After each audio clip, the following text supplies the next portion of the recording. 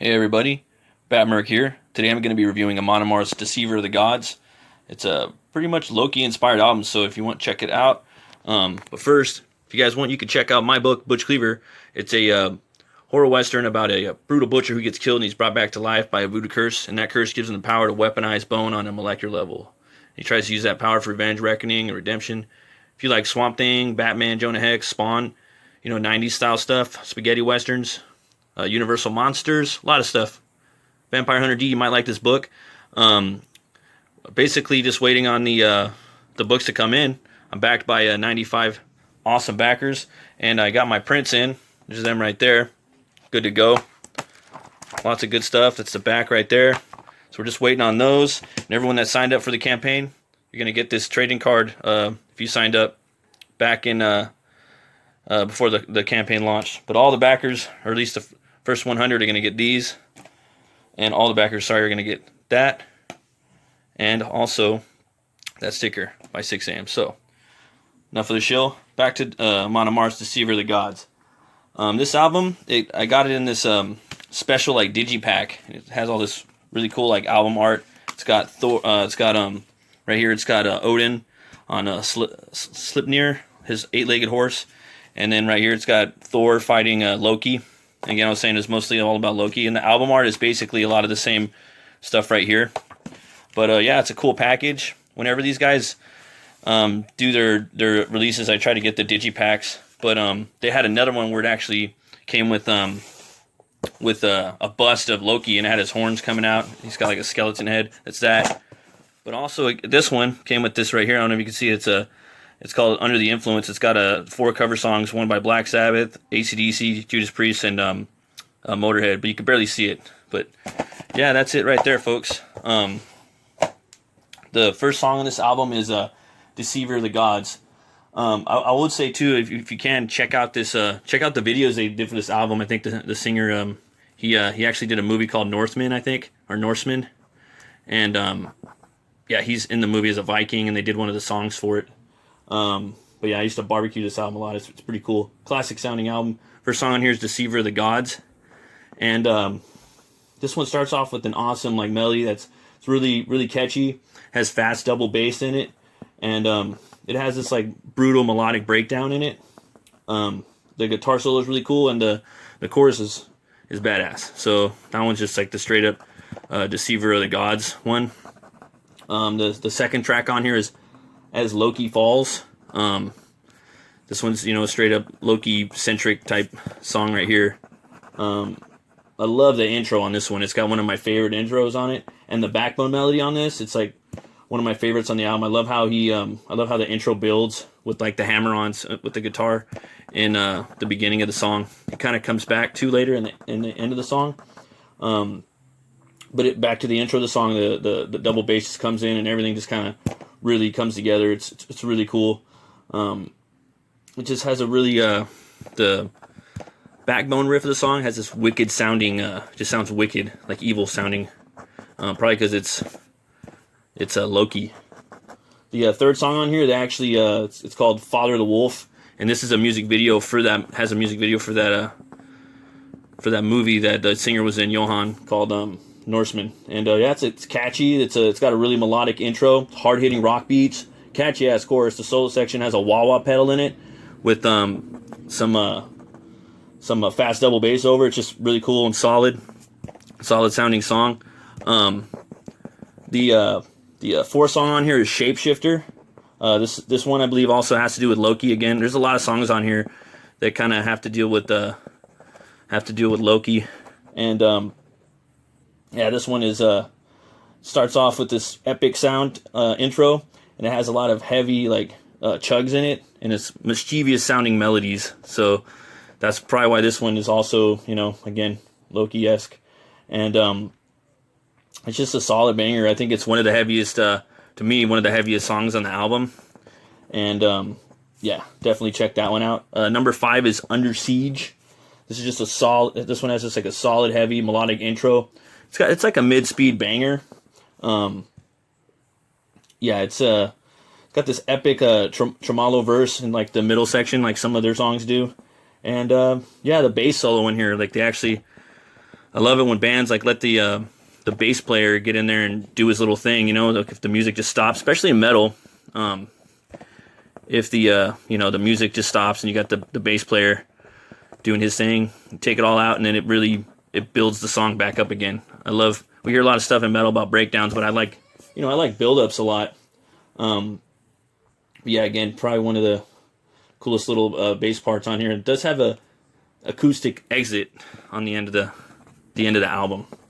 The sixth song on here is Blood Eagle.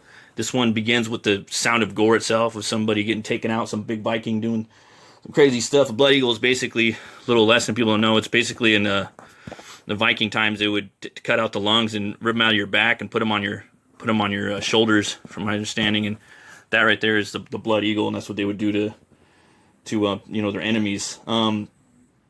It's got this epic sounding, the way it starts up with the percussion and the toms, and it has like this very Slayer sounding guitar parts to it, Slayer-esque. It has like awesome double bass that goes on top of that. There's a lot of like frenetic melodic verses in here. The melodies sound very frenetic, and it just has these epic like Viking chants that are going on in the background. It's really cool. The seventh song on here is We Shall Destroy. This is, again, another awesome Slayerific sounding song. And, this one too has strong percussion. It's heavy, one of the heaviest tracks in the album. Epic tremolo, solid breakdowns. Just straightforward, heavy, epic, kind of traditional, classic Amon Amarth sounding song for that one. Right here, I'm just trying to draw Loki. A lot of people do different variations of him because he's been around for thousands of years. But yeah, I've done a couple different versions of him. This one's just a quick doodle, just for fun. The next track on here, number 8, is Hell. This is a slow track, and on this one, it's basically he's got the low death vocals on here, like the straight up death metal vocals, Johan, and they bring on a guest vocal metal singer from the band Nevermore. I believe he just passed away a few years ago. I think his name was Warl Dane, I believe.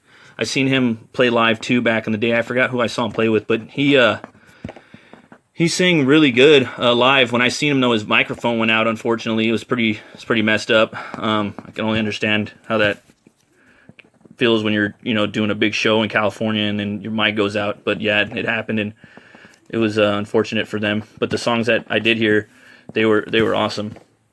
But yeah, back to the song Hell. His vocals are haunting on here, and they really build the identity of the song. Him and Johan's low vocals, they create quite a contrast, and it was excellent in his decision on making these extremely low death metal vocals to contrast with the guest vocals being the way that they are, clean and haunting and hellacious sounding. And yeah, it's a very atmospheric sounding song. It's heavy too. Check it out. It's called Hell. The ninth song on here is Coming of the Tide. This is this has got to be my favorite track on the album. It just begins with this heavy melodic guitar verse with double bass on top of it. Then Johan, the singer, drops in with his vocals right on top of it, right on the parts that he needs to. There's just like little parts where the song will just stop for like a quantum, and then it'll just hit again, and he'll like come in with his vocals, and just really the song just hits hard when it pauses like that. It's got really heavy ass tremolo, chug drops all over the place. It's got the song being where it's at on album number 9. It's perfect placement. It's right where it needs to be. It's another heavy ass melodic breakdown in the song. There's 2 of them, which I liked a lot. So, and then the solo's catchy. So you got 2 like breakdowns in the song, heavy melodic. Yeah, love that song. Coming of the Tide.